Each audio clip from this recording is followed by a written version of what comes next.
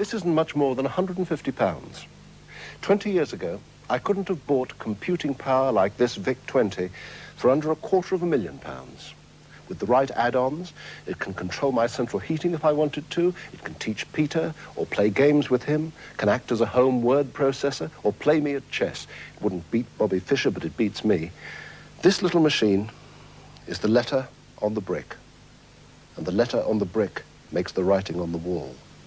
And what is written on the wall is this, that in the future, more people are going to be able to work at home than ever have, since Britain was a nation of farmers and hand weavers.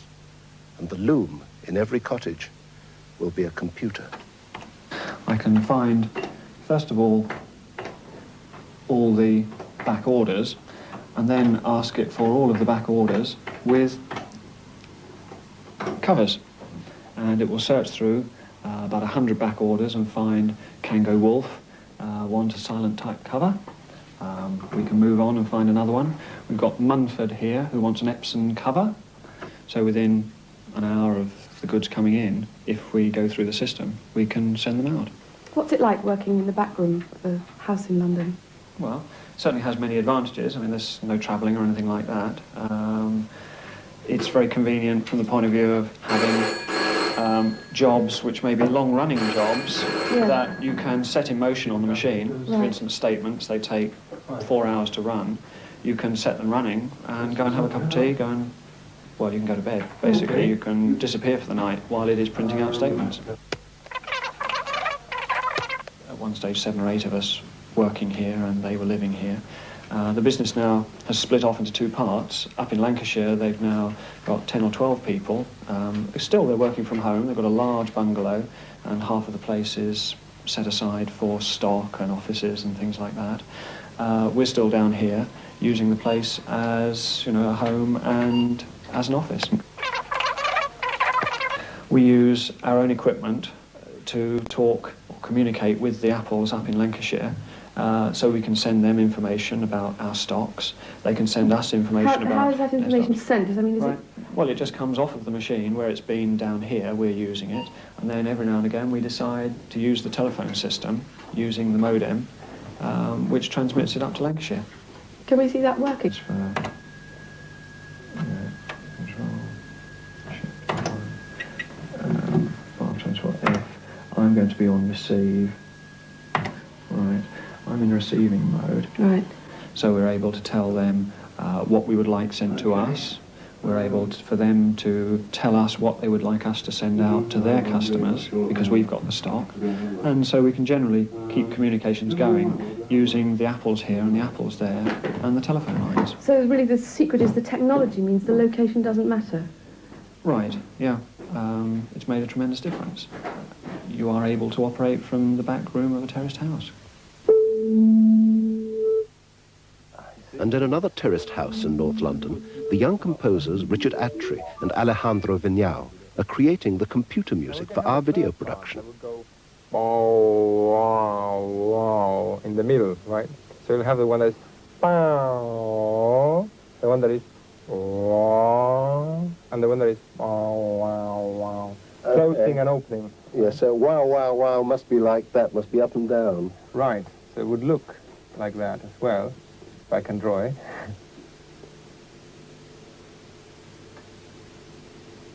They begin by creating their sounds from nothing, by drawing with a light pencil on a screen. Again. It's almost, in fact, like having a small orchestra on every key, isn't it? It opens up a whole new area rather than replacing what's already there. New orchestras, really. I mean, the idea is not to replace the existing orchestra, but to create a new orchestra, a different one that can be shaped for each piece independently. So every composition could have a different sound quality, a different orchestra, in fact. So what orchestra did you pick for the piece that you wrote for us? Well, we've got it here. This is not the full orchestra, but this is the beginning of the music. And we've got 3 sounds which we've synthesized from scratch in the machine. In other words, we've produced, as we've showed before, this bottle-like means bottle-like. Well, when you create a sound, you have to name it somehow. since it's a sound that is unique. Well, you name it according to what it sounds like to you. For example, this sounds to me a bit like a bottle.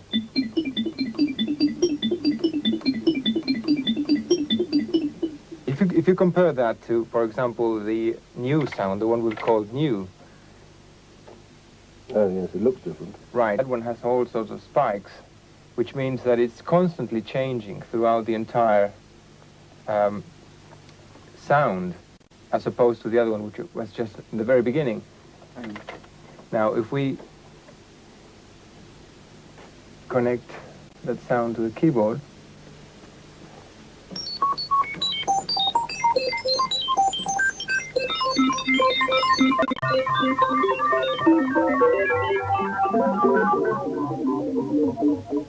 the third sound, the balafone, if we go to, well, you can display 3D. Put it on the keyboard. That's right.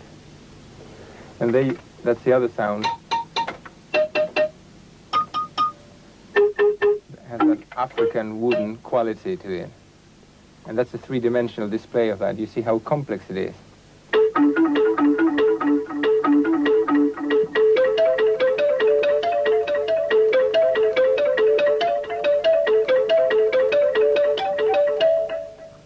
In the memory of the machine, we've got the music for the beginning of the piece, or half of the layers of the piece.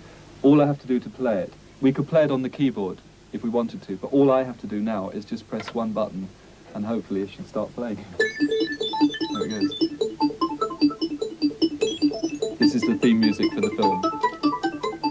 It's being played from the memory of the machine now. See, no moving parts. And as you can make computer music in your home, so you can paint computer pictures.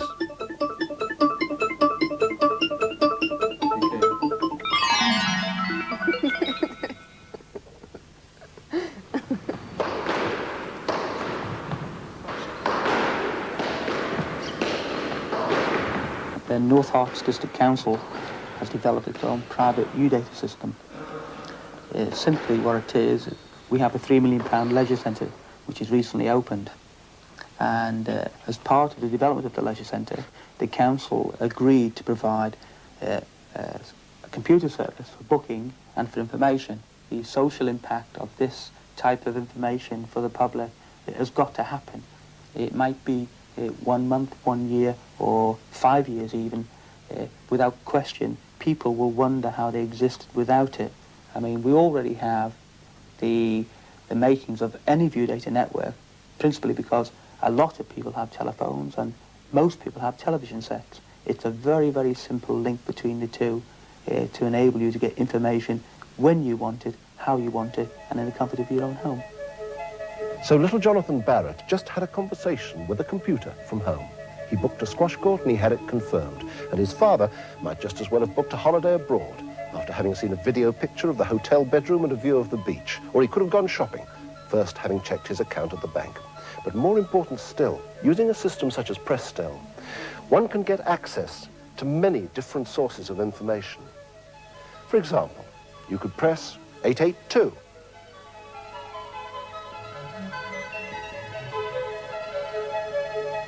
As we can find a list of information technology events now, there's no reason why in the future we shouldn't be able to have access to thousands of data banks at home and overseas, provided we're connected to the network system. One day, we're going to be able to summon up information from all over the world into our own homes. This, too, is information out of the sky. It's the Birdwatcher's Yearbook, a substantial volume every 12 months, produced by one man and his wife in their front room. John Pemberton has collected the material together, written it up, laid it out, and with the help of his word processor and a top-quality printer, produces camera-ready copy. He's a whole independent publishing house in his spare time. Well, there it is. And I would guess that if I'd sent that to the typesetter in the usual way, that would have taken 10 times as long. What did it used to be like, the business of producing the Birdwatcher's Yearbook? Extremely time-consuming, extremely arduous, almost a marriage destroyer or a household breaker.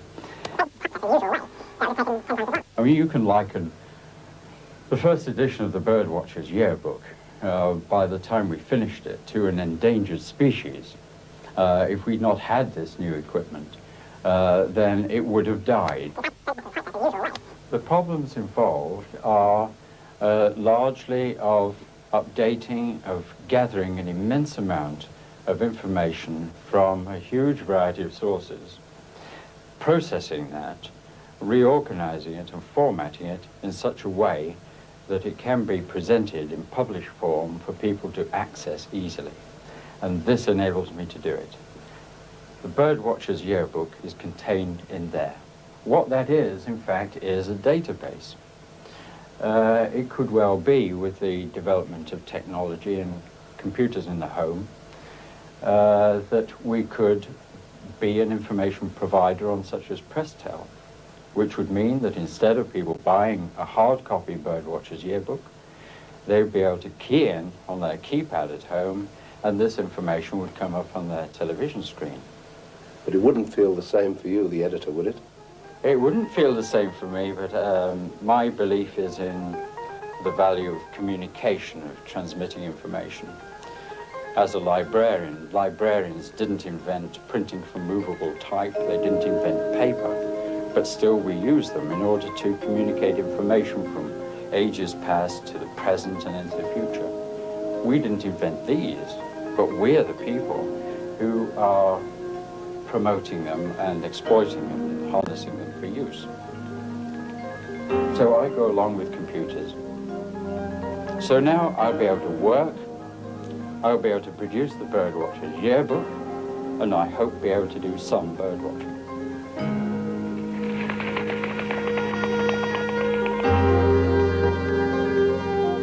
Information technology in the home is just about to take off. But if you go up in the air, there's always a danger that you may come down with a bump. There are a lot of questions facing us as human beings and as members of society. If we can work at home, do we want to? Or do we want to keep our homes private havens from the outside world? If lots of people stay at home, what's going to happen to our transport systems and all those office blocks? But it makes sense, doesn't it, to save all that journey time and all that expensive accommodation and all that fuel. But perhaps we need the social contact of going out to meet other people at work. Can we go on thinking, however, that the be-all and end-all of adult life is to work 40 hours a week? But if people haven't got jobs, how are we going to support them and give them self-respect? People do need a purpose in life. Will what we do with our leisure, perhaps, be more significant than what we do for work? Will home education courses, do-it-yourself, arts, the amateur painter, the local dramatic society, be more important than anyone else would have dreamed possible? We've got to ask these questions and try and find the answers. In fact, you've got to ask them. Find out about information technology. Think hard about it. Used wisely, computers have the power to make us freer than ever before, to give us wings. If we find good ways of using technology, the sky's the limit.